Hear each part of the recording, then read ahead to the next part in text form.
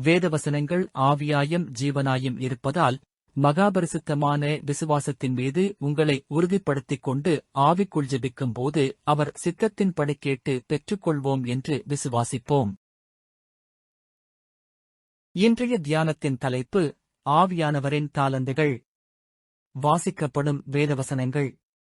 ஏசாயா 11:2 ஞானத்தையும் உணர்வையும் அருளும் ஆவியும், ஆலோசனையையும் பெலனையும் அருளும் ஆவியும், அறிவையும் கர்த்தருக்கு பயப்படுகிற பயத்தையும் அருளும் ஆவியுமாகிய கர்த்தருடைய ஆவியானவர் அவர்மேல் தங்கியிருப்பார். யோவான் 16:13 சத்திய ஆவியாகிய அவர் வரும்போது சகல சத்தியத்திற்குள்ளும் உங்களை நடத்துவார்.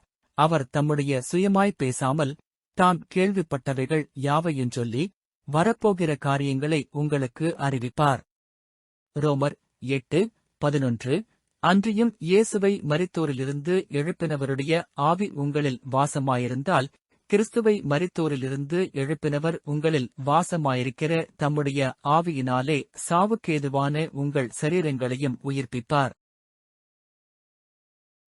இயேசு கிறிஸ்துவின் இனிய நாமத்தில் உங்கள் அனைவருக்கும் அன்பின் நல்வாழ்த்துக்கள். பிரியமானவர்களே, இன்று ஆவியானவரின் தாலந்துகளைப் பற்றி தெரிந்து கொள்வோம்.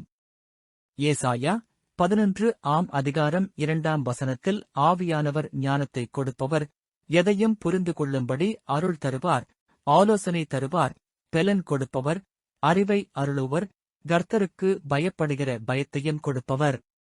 இத்தகைய தாலந்துகளை உடைய ஆவியானவர் வரப்போகிற மேசியாவின் மேல் தங்கி இருப்பார் என்று ஏசாயா தீர்க்கதரிசனமாக உரைத்துள்ளதை வாசிக்க முடியும்.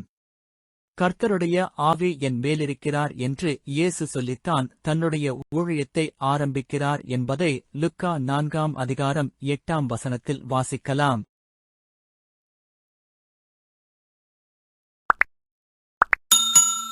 மேசியாவுக்கு மிகப்பெரிய ஊழிய பொறுப்பு கொடுக்கப்பட்டிருக்கிறது. அதை அவர் நேர்த்தியாய் செய்வதற்கு எல்லா தகுதிகளையும் உடையவராய் இருக்கிறார் மற்றும் தேவனாகிய கர்த்தர் தம்முடைய குமாரனுக்கு தம்முடைய ஆவியை அளவில்லாமல் கொடுத்திருக்கிறார். இயேசுவின் மேல் தங்கி இருந்த ஆவியானவர் இப்போது நமக்குள் தங்கியிருப்பதால் நாம் அவருக்கு செவி கொடுத்ததால் சகல சத்தியத்திற்குள்ளும் நம்மை நடத்துவார் என்பதில் ஐயமில்லை. இயேசுவை மரித்தோரிலிருந்து எழுப்பினவருடைய ஆவி நமக்குள் வாசமாயிருப்பதால் கிறிஸ்துவை மரித்தோரிலிருந்து எழுப்பினவர் நம்மில் வாசமாயிருக்கிற தம்முடைய ஆவியினாலே சாவுக்கேதுவான சரீரங்களையும் உயிர்ப்பிப்பார் என்பதே நம்முடைய அசைக்க முடியாத நம்பிக்கை. நமக்குள் வாசம் செய்கிற ஆவியானவரை கிரியை செய்யும்படி இடம் கொடுத்து அவர் தாலந்துகளை நாமும் பெற்றுக்கொள்ள வாஞ்சிப்போம். கர்த்தரின் வல்லமை ஆவியுடன் ஜெயவாழ்வு வாழ்வோம். ஜெபிக்கலாமா? பரலோகத் தகப்பனே, உமக்கு எங்களது காலை வணக்கம். தேவனே, இந்த நாளை காணும்படியாக எங்களை எழுப்பிய கிருபைக்காக உமக்கு நன்றி. எங்களுக்குள் வாசம் செய்கிற ஆவியானவரே, உம்மை வணங்குகிறோம். ஒவ்வொரு நாளும் பிதாவின் சித்தம் நாங்கள் செய்யும்படி எங்களை வழிநடத்துகிற தயவுக்காய் உமக்கு நன்றி. உம்மில் இருக்கும் தாலந்துகளை நாங்களும் பெற்றுக்கொள்ள எங்களை உடைத்து உருவாக்க வேண்டுகிறோம். ஆவியானவரே, எங்களை சகல ஆசீர்வாதமான வழியில் நடத்துகிற அன்பிற்காய் உமக்கு நன்றி.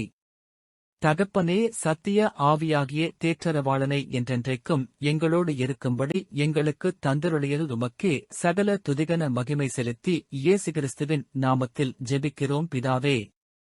ஆமென். தேவன் தாமே உங்கள் ஒவ்வொருவரையும் அபரிமிதமாக ஆசீர்வதிப்பாராக.